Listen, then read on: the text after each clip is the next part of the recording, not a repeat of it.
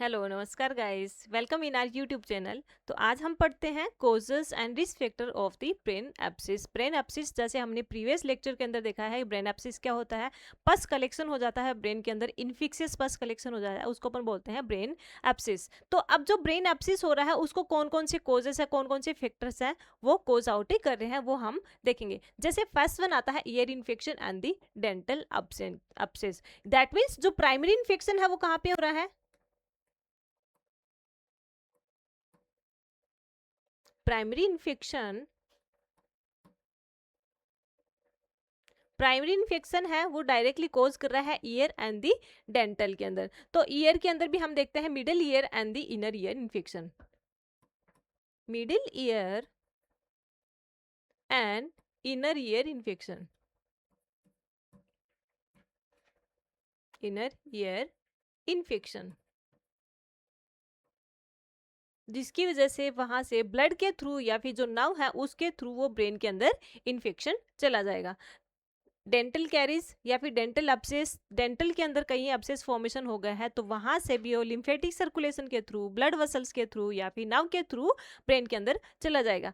Another आता है infection of the paranasal sinus. जो पैरानेजल साइनस होते हैं, यहाँ पर पैरानेजल साइनस अगर उनके अंदर इन्फ्लामेटरी रिस्पॉन्स हो गया, इन्फेक्शन कंडीशन हो गया है, तो वहां से भी वो ब्लड के थ्रू, लिम्फेटिक सिस्टम के थ्रू ब्रेन के अंदर चला जाएगा। Infection of the mastoid air cells of the temporal lobe. Mastoid air cells जो ये पीछे ईयर के पीछे का जो ये वाला पोर्शन है उसको अपन बोलते हैं मेस्टोइड प्रोसेस। और मेस्टोइड प्रोसेस के अंदर वहां पे जो बोन होती है, टेम्पोरल बोन होती है, टेम्पोरल बोन के अंदर एयर सेल्स प्रेजेंट होती हैं, यानी हम उसको बोल सकते हैं मेस्टोइड साइनस या फिर टेम्पोरल साइनस। जिसकी वजह वहां पे एयर सेल प्रेजेंट है, तो अगर एयर सेल के अंदर इन्फ्लामेटरी रेस्पॉन्स हो गया है जिसको अपन बोलते हैं मेस्टोडाइटिस। मेस्टोडाइटिस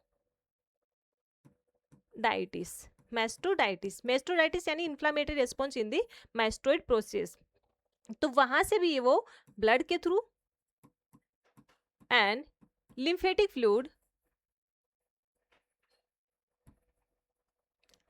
फ्लूइड के थ्रू ब्रेन के अंदर चला जाएगा। नेक्स्ट हम देखते हैं सिस्टेमिक इन्फेक्शन। सिस्टेमिक इन्फेक्शन जिसको अपन बोलते हैं सेप्टिसीमिया। सेप्टिसीमिया ब्लड के अंदर इन्फेक्शन हो गया है या फिर अदर दूसरे सिस्टम है उसके अंदर इन्फेक्शन होगा, जैसे lungs, heart and the kidney, उसके अंदर उसकी वजह से ब्लड के अंदर इन्फेक्शन होगा और ब्लड के थ्रू वो सर्कुलेट होकर ब्रेन के अंदर चला जाएगा। अनदर आता है पेनिट्रेटिंग इंजरी और दी सर्जरी। पेनिट्रेटिंग इंजरी यानी डायरेक्टली हेड इंजरी हो गई है, किसी ने पेनिट्रेटिव इंजरी होगी, हेड ट्रोमा हो गया है, जिसकी वजह से डायरेक्टली ब्रेन के टिश्यू है वो एक्सपोज हो गए हैं और माइक्रोब्स वहां पर जाके अटैक कर दिया।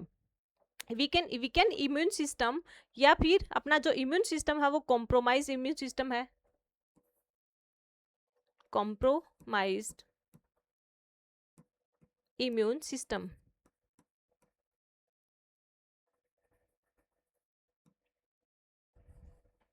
इम्यून सिस्टम अगर कॉम्प्रोमाइज है या फिर हम बोल सकते हैं आप जो इन्फेक्शन है या फिर जो भी एंटीजन है अपनी बॉडी के अंदर एंटर कर रहे हैं उसका फाइट करने के लिए अपना इम्यून रिस्पॉन्स है वो डिक्रीज हो रखा है। रीजन क्या हो सकता है यहाँ पे? ऑटो इम्यून डिसीज कंडीशन या फिर एड्स कंडीशन की वजह से। Chronic disease such as cancer या फिर पर्सन है वो वल्नरेबल पर्सन है। वल्नरेबल पर्सन यानी जिसको लंबे टाइम से क्रोनिक डिजीज कंडीशन है, डायबिटिक पर्सन है, हाइपरटेंसिव पर्सन है या फिर जिसको कैंसर का ट्रीटमेंट चल रहा है, बर्न पेशेंट है, उनको अपन बोलते हैं वल्नरेबल पर्सन। तो अगर कैंसर कंडीशन है उसमें भी इम्यून सिस्टम है वो कॉम्प्रोमाइज हो जाएगा और उसकी वजह से ब्रेन के अंदर इन्फेक्शन होने के चांसेस रहेंगे। नेक्स्ट वन आता है जैसे सर्टेन ड्रग्स, जिसमें आता है corticosteroid and the chemotherapy. Corticosteroid का काम क्या होता है? इम्यून सिस्टम को सप्रेस करता है। अब जैसे किसी भी वजह से अपनी बॉडी के अंदर ऑटोइम्यून डिजीज कंडीशन हो रही है, तो ऑटोइम्यून डिजीज कंडीशन के अंदर हम क्या देते हैं? इम्यूनोसप्रेसिव ड्रग्स देते हैं। तो इम्यूनोसप्रेसिव ड्रग्स है जो अपनी बॉडी के अंदर डिफेक्टिव एंटीबॉडी है उनको तो सप्रेस करेंगे, इसके साथ साथ में अपनी ओन एंटीबॉडी है उसको भी सप्रेस कर रही है। तो अगर ओन एंटीबॉडी को सप्रेस कर रही है उस कंडीशंस में अपनी बॉडी का इम्यून सिस्टम है वो कॉम्प्रोमाइज हो जाएगा। नेक्स्ट वन आता है कीमोथेरेपी। अब कीमोथेरेपी के अंदर एक कीमोथेरेपी का मोस्ट कॉमन कॉम्प्लिकेशन आता है, उसको अपन बोलते हैं माइलो सप्रेशन।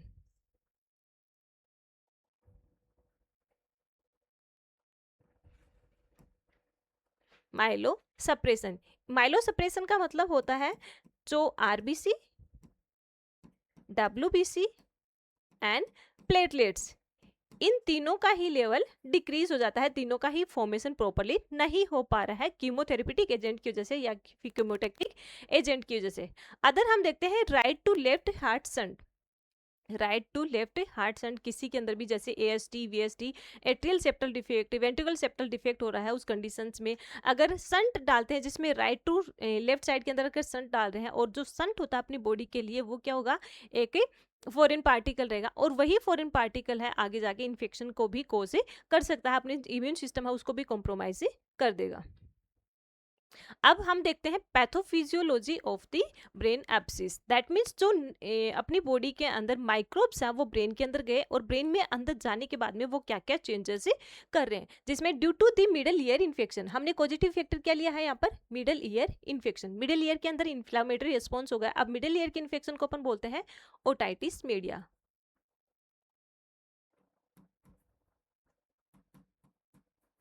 Otitis media.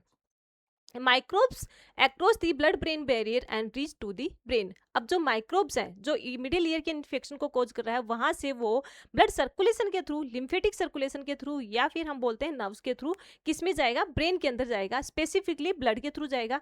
और वहां पर जो एस्ट्रोसाइट्स होते हैं वो क्या करेंगे, अगर इन्फेक्शन कंडीशन है तो एस्ट्रोसाइट्स है वो बैरियर को कंटिन्यूसली मेंटेन नहीं कर पाएंगी, और जो माइक्रोब्स है या फिर जो पॉजिटिव ऑर्गेनिज्म है वो ब्लड ब्रेन बैरियर को क्रॉस करके ब्रेन के अंदर चला जाएगा। देन इन्फ्लामेटरी रिस्पॉन्स होगा, क्योंकि सबसे पहले जो ही माइक्रोब्स ब्रेन के अंदर जाएगा तो वहां पर सेलुलर इंजरी होगी,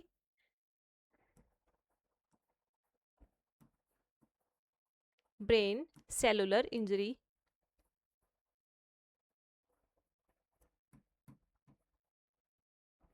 सेलुलर इंजरी किसकी वजह से, ड्यू टू दी बैक्टीरिया या फिर positive organism, bacteria.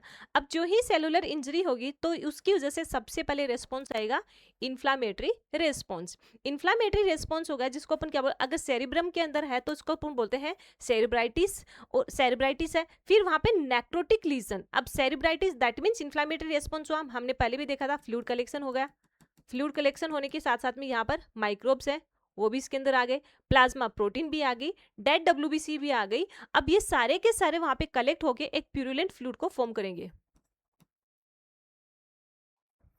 Purulent fluid. अगर प्यूरुलेंट फ्लूइड वहां पे फिल्ड हो गया है, प्यूरुलेंट फ्लूइड हो गया है, यहाँ पर प्लाज्मा प्रोटीन भी है, जैसे इसके अंदर हम देखते हैं पस सेल जिसको अपन बोलते हैं डेड डब्ल्यूबीसी, ये है फ्लूइड को प्यूरुलेंट करती है plasma protein,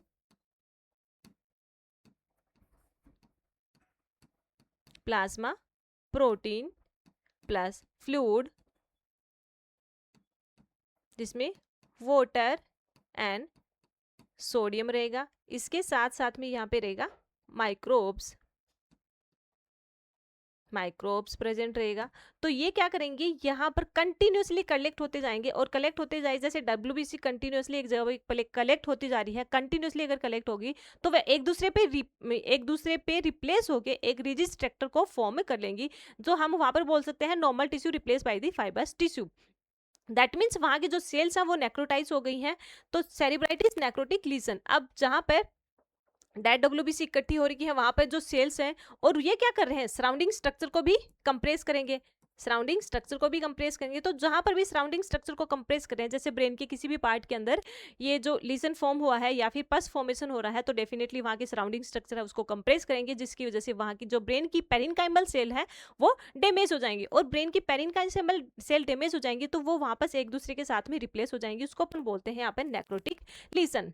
then bacterial multiplication and colonization in the cerebral tissue, जो वहां पर जो बैक्टीरिया है वो मल्टीप्लाई करना स्टार्ट कर देगा और कॉलोनी फॉर्म करना स्टार्ट कर देगा। मल्टीप्लाई दैट मीन्स उसकी रिप्रोडक्शन साइकिल है वो स्टार्ट हो जाएगी, क्योंकि ब्रेन के अंदर उसको कल्चर्ड मीडिया मिल जाएगा, ऑप्टिमम टेम्परेचर मिल जाएगा, न्यूट्रिटिव कंपोनेंट मिल जाएंगे, जिसकी वजह से उसकी रिप्रोडक्शन साइकिल स्टार्ट हो जाएगी। और अगर रिप्रोडक्शन साइकिल स्टार्ट हो गई है तो जो माइक्रोब्स हैं वो मल्टीप्लाई करेंगे और अलग अलग जगह पे एक कॉलोनी फॉर्म करना स्टार्ट कर देंगे। Then phagocytosis deposition. अब फैगोसाइटोसिस डिपोजिशन के अंदर हमने देखा था WBC थी, अब WBC कौन सी रहेंगे? Lymphocytes, macrophages and monocytes.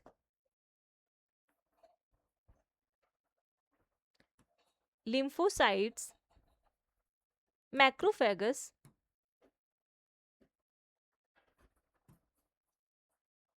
And monocyte.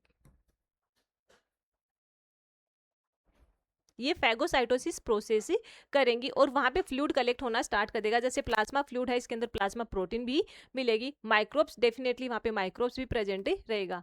अब ये जो फ्लूइड है वो कैसा फ्लूइड हो जाएगा? प्यूरुलेंट फ्लूइड हो जाएगा, जो क्या करेगा अंदर जाके सबसे पहले तो इंट्राक्रेनियल प्रेशर को बढ़ा देगा। इंक्रीज इंट्राक्रेनियल प्रेशर जो नॉर्मल होता है 10 to 12 mm of the Hg। अब ये इससे एक्सीड हो जाएगा, इंट्राक्रेनियल प्रेशर है वो बढ़ जाएगा। इंट्राक्रेनियल प्रेशर बढ़ेगा, उसके साथ साथ में माइक्रोब्स प्रेजेंट है, माइक्रोब्स में भी बैक्टीरिया प्रेजेंट है।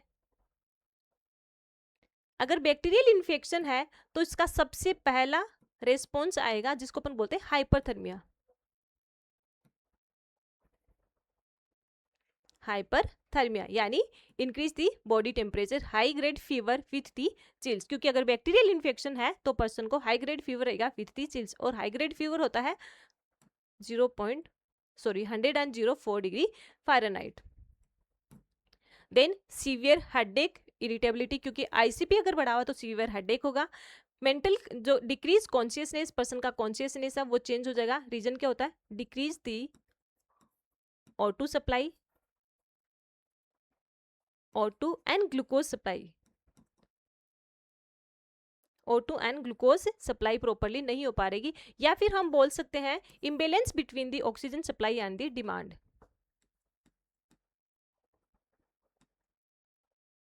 imbalance between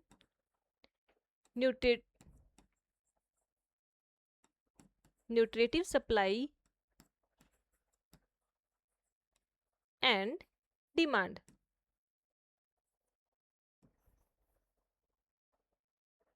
nutritive supply and demand है, उसके अंदर वेरिएशन आ जाएगा। दैट मीन्स डिमांड बढ़ी हुई है और उसके अकॉर्डिंग सप्लाई नहीं हो पा रही है, तो जिसकी वजह से पर्सन का कॉन्शियसनेस है वो डिक्रीज हो जाएगा। देन मेनिंजियल इरिटेशन, क्योंकि मेनिंजियल इन्फ्लामेटरी रेस्पॉन्स ब्रेन के अंदर हो रहा है, और ब्रेन के अंदर अगर इन्फ्लामेटरी रेस्पॉन्स हो रहा है तो वहां से वेंट्रिकल्स जो CSF का सीक्रेट कर रहा है, तो वेंट्रिकल से वो होता हुआ CSF है वो मेनिंजेस के अंदर जाएगा सब एरेक्नोइड स्पेस में, और सब एरेक्नोइड स्पेस में जाएगा तो इन्फ्लामेटरी रेस्पॉन्स वहां पर भी होगी, और वहां अगर इन्फ्लामेटरी रेस्पॉन्स हो रहा है तो जिसकी वजह से वहां पे सिम्टम्स में आएगा मेनिंजियल इरिटेशन।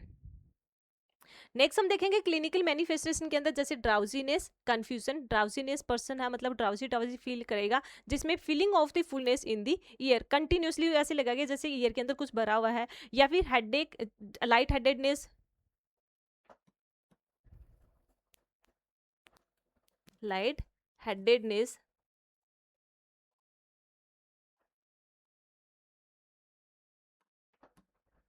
जिसको अपन बोलते हैं feeling of fullness, of fullness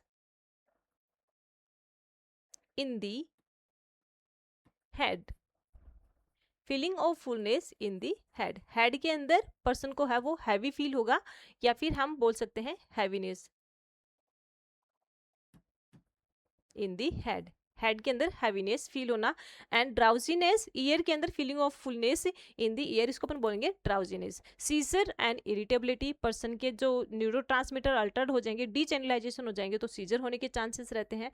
then irritability, severe irritation रहेगी, आईसीपी बढ़ा हुआ है, बैक्टीरियल इन्फेक्शन है तो इरिटेशन होगा। देन कोमा, पैरालिसिस एंड स्टीफ नेक। अब पर्सन को अगर O2 सप्लाई प्रॉपरली नहीं हो पा रही है, उस कंडीशन में पर्सन है वो अनकॉन्शियस होकर बाद में कोमा में भी जा सकता है। नर्व, अगर नर्व्स हैं वो कंप्रेस हो गई है जिसकी वजह से पैरालिसिस होने के चांसेस रहते हैं, और जो नेक वेन है वो स्टिफ हो जाएगी। रीजन क्या होता है? क्योंकि मेनिंजियल इन्फेक्शन भी साथ साथ में हो रहा है तो उसकी वजह से नेक वेन है वो स्टिफ हो जाएंगे, stiffness in the neck. Loss of the sensation and the coordination, person है उस वो प्रॉपरली किसी भी चीज को सेंस नहीं कर पा रहा है और उसके अकॉर्डिंग ही वो कोऑर्डिनेट नहीं कर पा रहा है, या फिर जो वॉकिंग पर्सन है वो एक जगह पे स्टेबल खड़ा भी नहीं रह सकता, एंड वॉकिंग डिसेबिलिटी कंडीशन भी आ जाएगी। Decrease movement and the weakness, decrease movement and weakness, person का मूवमेंट है वो डिक्रीज हो जाएगा और कंटिन्यूसली वीकनेस आ रही है। Language difficulty, fever with chills and the vomiting. Then diagnostic evaluation में हम क्या करेंगे, सबसे पहले तो ब्लड कल्चर करेंगे, किसके लिए, टू आइडेंटिफाई और diagnose the positive organism, to identify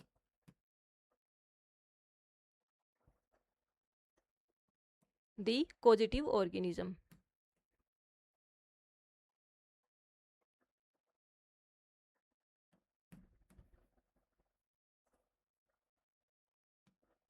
positive organism that means किस टाइप का जो बैक्टीरिया है, वायरस है, वो यहाँ पर ब्रेन एब्सिस को कोज कर रहा है। Then chest and skull x-ray, जिसकी वजह से हम देखेंगे जैसे पैरानेजल साइनस के अंदर इन्फ्लामेटरी रेस्पॉन्स हो रहा था, जो या फिर मैस्टोइड एयर सेल्स के अंदर इन्फ्लामेटरी रेस्पॉन्स हो रहा है, तो उनको असेस करने के लिए हम यहाँ पे स्कल एक्सरे करेंगे, बोन का एक्सरे करेंगे।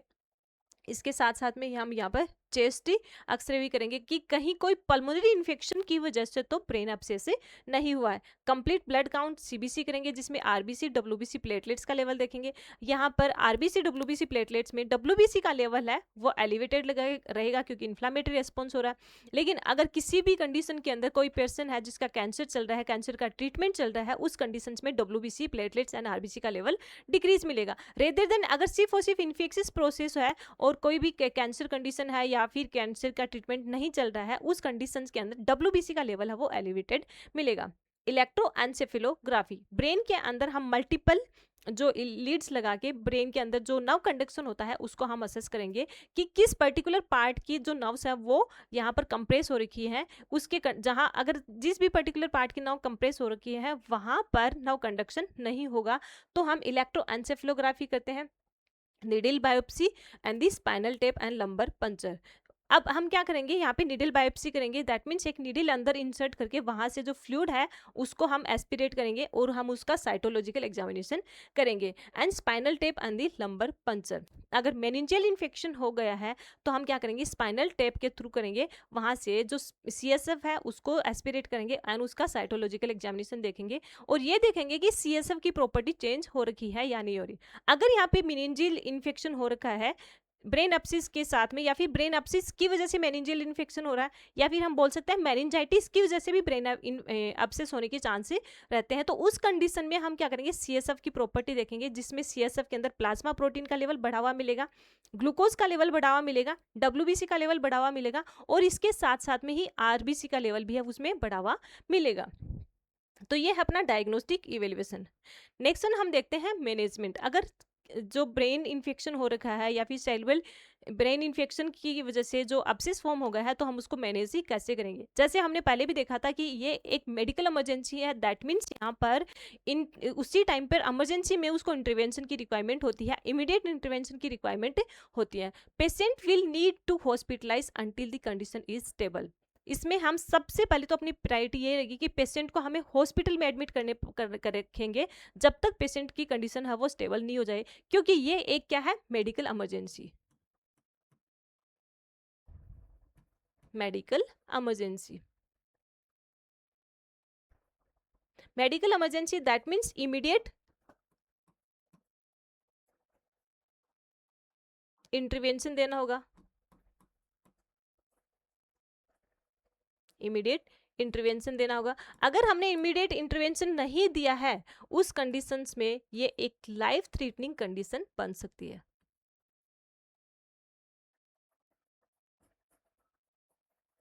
लाइफ थ्रेटनिंग कंडीशन बन सकती है। Next, a large dose of the antibiotic medication is injected directly into the vein, जिसमें हम क्या करेंगे, बैक्टीरियल इन्फ्लामेटरी रिस्पॉन्स है तो हमारी फर्स्ट प्रायोरिटी क्या होगी, जो बैक्टीरिया है वो अंदर जाके कॉलोनी फॉर्म कर रहा है या मल्टीप्लिकेशन फॉर्म कर रहा है, हम उसको वहीं पे इनिबिट कर देंगे। तो हम यहाँ पर देंगे broad spectrum of the antibiotic, मतलब हम यहाँ पे डोज भी एक्स्ट्रा देंगे और पर्सन्स के अंदर हम ट्रिपल एंटीबायोटिक साथ में देंगे, जिसकी वजह से जो बैक्टीरिया है, अब एंटीबायोटिक भी दो होती हैं, बैक्टीरियोसाइडल एंड दी बैक्टीरियोस्टैटिक। कुछ एंटीबायोटिक ऐसी हैं जो बैक्टीरिया है उसको साइडल दैट मीन्स वहां पे उसको किल कर देंगी, और कुछ एंटीबायोटिक हैं उसके ग्रोथ को इनहिबिट वहां पे कर देंगी। तो हम यहाँ पर दोनों टाइप के एंटीबायोटिक देंगे जिसकी वजह से उसके ग्रोथ को भी इनहिबिट कर रही है और जो माइक्रोब्स हैं उसको वो किल भी कर रही है, और वो हम देते हैं यहाँ पे ब्रॉड स्पेक्ट्रम एंटीबायोटिक। अब इसके अंदर फर्स्ट प्रायोरिटी हम देते हैं penicillin. Penicillin and metronidazole antibiotics for brain abscess. Specifically हम यहाँ पर इन दो को सबसे ज़्यादा कंसीडर करते हैं, penicillin and the metronidazole. IV treatment with the antibiotic should continue for the 3 to 6 week. अब जो एंटीबायोटिक हम IV इंट्रावीनस एंटीबायोटिक देते हैं वो 3 to 6 वीक तक हम पर्सन को कंटिन्यू देंगे, ताकि जो ब्रेन के अंदर इन्फ्लामेटरी रिस्पॉन्स की वजह से जो इन्फेक्शन कंडीशन हो रखा है उसको हम ट्रीट कर सकें। Then anti fungal for the fungal infection. अगर फंगल इन्फेक्शन की वजह से हो रहा है तो हम एंटी फंगल देंगे। कोर्टिकोस्टेरॉइड हम दे रहे हैं पर्सन को, क्योंकि जो ब्रेन के अंदर जो स्वेलिंग हो रही है, इन्फ्लामेटरी फ्लूइड बिल्डअप हो रहा है, उसको कम करने के लिए हम देते हैं corticosteroid. Corticosteroid drugs such as dexamethasone are used to reduce the swelling and to reduce the increase intracranial pressure with the mannitol. Mannitol के थ्रू जो इंट्राक्रेनियल प्रेशर बढ़ा हुआ है उसको हम कम करेंगे। नेक्स्ट आता है most brain abscess require surgical drainage. जो ब्रेन एब्सिस हो रही है उसके अंदर मोस्टली रिक्वायरमेंट होती है सर्जिकल ड्रेनेज की। दैट मीन्स हम क्या करेंगे, सर्जिकल सर्जरी करेंगे। सर्जरी जैसे क्रेनियोटोमी करेंगे या फिर बोर होल क्रेनियोटोमी के थ्रू हम क्या करते हैं, जो एब्सिस फॉर्म हो रखा है उसको हम बाहर की साइड में निकालेंगे या फिर ड्रेन आउट कर देंगे। The abscess is open surgically and the infectious material is removed and washed out to relieve the increase intracranial pressure. Intracranial pressure को कम करने के लिए जो एब्सिस फॉर्म हो रखा है हम उसको सर्जिकली करेक्ट करेंगे, वहां से बाहर की साइड में रिमूव आउट कर देंगे। Then needle aspiration guided by the CT scan और द MRI, जिसके थ्रू भी हम जैसे नीडल को अगर हम नीडल से डायरेक्टली एस्पिरेट कर रहे हैं, या तो हम सर्जिकली उसको बाहर की साइड में ड्रेन आउट करेंगे, या फिर हम क्या कर रहे हैं नीडल के साथ में एस्पिरेट कर रहे हैं। तो अगर नीडल के साथ में हम एस्पिरेट कर रहे हैं तो गाइड करने के लिए जो सीटी स्कैन और MRI स्कैन है उसकी गाइडेंस के अकॉर्डिंग ही हम यहाँ पे निडल के थ्रू एस्पिरेट करेंगे। तो ये अपना था आज का topic brain abscess. Thank you guys, thank you so much, thank you.